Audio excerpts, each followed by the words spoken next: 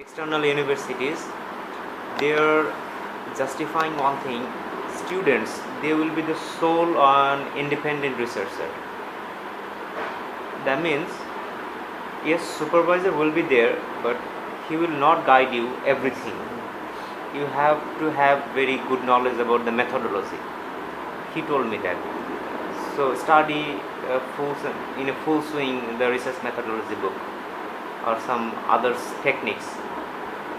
So he told me that this is When if you can get them your manuscripts of honors research or master's thesis, then they will consider if you have I will know an article. Recently, I have submitted my thesis to some professors as per their requirement, and one of the professor is interested to provide me the scope as this student, research student, PhD. The problem is about funding. funding.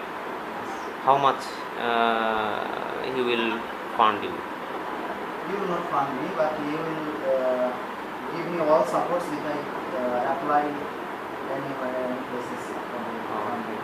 Without funding, yes, it will be quite impossible for us to carry on. Yes, but this is also very initiative and good thing that he is trying to help it. Okay, no problem. Yesterday I have searched some universities in Australia. Mainly my problem is that if I have no family, if I have no it will be easier to you. But now my wife is also a faculty member, so I have to search those universities. Which universities have my department as well as her department. And, that is a problem. Fortunately, yesterday I searched Australia and I got 10 universities. 10 universities where my department and her department are available. And universities are good also, and I have got some relevant supervisor also where I can apply. And within short time I may apply, but I think one day we will see that I have a good score in IELTS. Yes, IELTS is now, this has been the very crying need for getting application, for getting chances, or getting funding from abroad. So this has been a very first and foremost task for us. Okay, we will put full concentration on this. Anyway, so we are starting today. I will read a passage. You will try to understand what I'm going to read, and after that you will make sure what will be the appropriate title of this passage, and make sure some alternative 3 or 4 title that will fit the passage as well. Okay, so will I start? Yes. Okay, fine. The title of the passage is that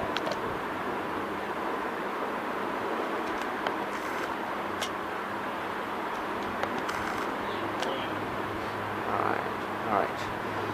Title: The Development of Museums. The conviction that historical relics provide infallible testimony about the past is rooted in the 19th and early 20th centuries, when science was. This has been read earlier. Okay. Well, then I'm reading another passage.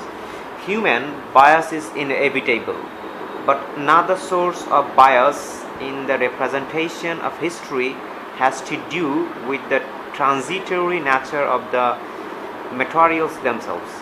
The simple fact is that not everything from history survives the historical process. Castles, palaces, and the cathedrals have a longer lifespan than the dwellings of ordinary people. The same applies to the furnishings and other contents of the premises. In a town like Leiden in Holland, which in the 17th century was occupied by approximately the same number of inhabitants as today, people lived within the walled town, an area more than 5 times smaller than modern Leiden. In most of the houses, several families lived together in circumstances beyond our imagination. Yet in museums, fine period rooms give only an image of the lifestyle of upper class of that era. No wonder that people who stroll around exhibitions are filled with nostalgia. The evidence in museums indicates that life was so much better in the past. This notion is induced by the bias in its representations in museums and heritage centers. That means all the historical buildings, historical places, what we are observing and watching nowadays, those have been built by someone. Yes. I mean, the working and the deeds by human beings, the deeds and the works and the things, those are staying and those are living more than 100 years. But human are not. Human beings are not. Yes. So people are living by their work, Yes. not by their name, not by their Yes. race. So this is a very good, valuable thing and moral thing. We are the young generation. We can learn from this valuable title. So you are from expert of this anthropological study. So audience, we got a very good expert from anthropological background who will talk about some valuable sharings. What will be the human beings' activities and how they can live more than 100 and 1,000 years by their works. And please provide us some valuable information that can save our time and so that we can utilize our time for doing the right thing. Mr. Faculty. Thank you very much. At first, I want to congratulate all of our today's program's viewers who are hearing it, who are with us and hearing us. I think that's a very important matter of discussion in today's global village. Most of the people nowadays, we are very busy with how to earn more and more, how to make our life comfortable, how to demonstrate me as superior from others. So problem is there. We have no any guarantee of single moment that we will live more 5 years, 10 years, etc. Though we several times we are very glorious, we express our glory that the minimum age of mortality or the rate of mortality age in Bangladesh is 71 or something like this. But if we accurately realize the system of living this world, there is no any ages. If you consider Mukta Moni, just she is how many years? And Prime Minister, she tried everyone tried much effort to save her life, but it was totally Almighty Allah.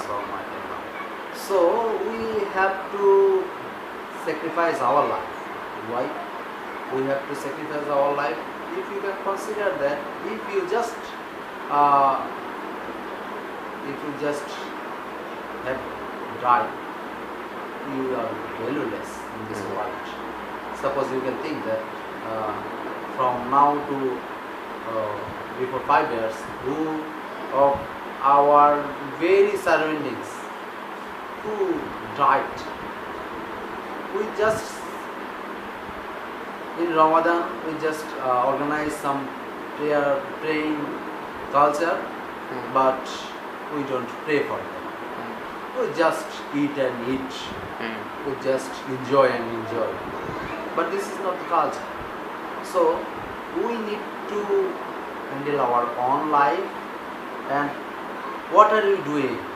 If you trust on Almighty Allah, Allah is seeing, Allah is realizing, Allah is always with you.